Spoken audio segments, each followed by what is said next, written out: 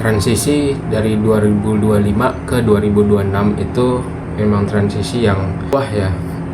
Dari Desember 2025 mungkin nanti ke Januari 2026 itu namanya kan transisi tahun ya. Dan setiap transisi, setiap perubahan itu pasti ada guncangannya itu ya berupa hal-hal yang ekstrim. Salah satunya ya kalau kita periksa tiap tahun itu pasti ada aja kejadian yang berkaitan dengan air, misalnya banjir ya. Contohnya tahun ini banyak banjir ya kan, banyak kejadian ekstrim ya, angin badai kayak gitu. Dan itu emang biasanya sih ya akhir tahun karena transisi ke tahun berikutnya. Kenapa akhir tahun? Karena diharapkan di tahun-tahun kedepannya kesadaran manusia itu meningkat ya. Yang sebelumnya mungkin nggak peduli sama alam, mungkin di tahun 2026 diharapkan lebih care lagi sama alam. Yang tadinya suka buang sampah sembarangan, mungkin ya kalau ada sampah ya mungkin dibakar ya kan, kayak gitu. Yang suka nebang pohon, ngundulin hutan, nah itu diharapkan nggak ngundulin hutan lagi.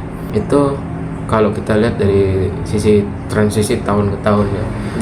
Dan kalau kita perhatikan ya, posisi bulan 3 bulan atau 2 bulan ke belakang ini sampai Desember itu posisinya dekat dengan bumi yang mengakibatkan kondisi air itu naik dari dalam tanah naik. Jadi itu juga memperkuat adanya kondisi ekstrim, kejadian ekstrim yang berkaitan dengan air, misalnya banjir. Yang ketiga, dari sisi numerologi tahun 2025 kalau kita tambah itu kan 2 tambah 0 tambah 2 tambah 5 itu kan ujungnya kan 9. Nah, kalau sudah ujungnya 9 itu berarti dia mau restart ke 1. Jadi diharapkan apa sih yang namanya restart ya, menuju ke keadaan yang lebih baru lagi. 1, 2, nanti tahun-tahun setelahnya sampai angka 9 lagi, nanti restart lagi. Dan diharapkan itu ya sama, manusianya mendapatkan meningkatkan kesadarannya lagi menjadi lebih baik daripada tahun-tahun sebelumnya. Nah, jadi seperti itu kalau berdasarkan sisi astrologi yaitu bulan ya. Dan ada juga kalau kita baca itu ada planet Neptunus dan Saturnus yang juga berhubungan dengan berhubungan dengan pembersihan, berhubungan dengan pelepasan tekanan. Contohnya ya banjir itu kan sebenarnya air itu membersihkan segalanya.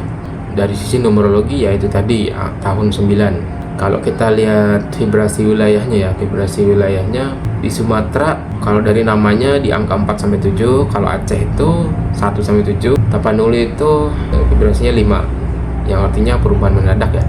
Vibrasi 5 sampai 7 ketemu di tahun 9 itu artinya pergeseran, reset, tekanan energi yang keluar dari bawah permukaan.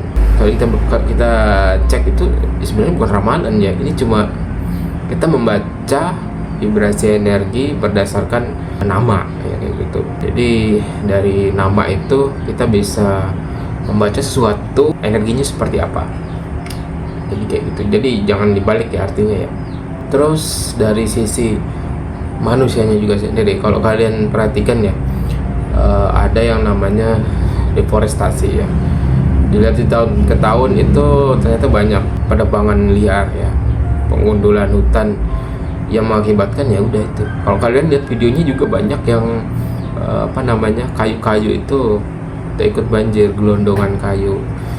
Terus katanya sih kata pemerintahnya kayu-kayu yang udah lama yang udah rapuh. Ya kita nggak bisa begitu aja percaya kan kayak gitu tuh. Jadi ya wajar lah ya kalau namanya penggundulan hutan ya bakal mengasih ya balik lagi kita nggak peduli sama alam ya, kenapa alam harus peduli sama kita? Nah, kurang lebih seperti itu ya.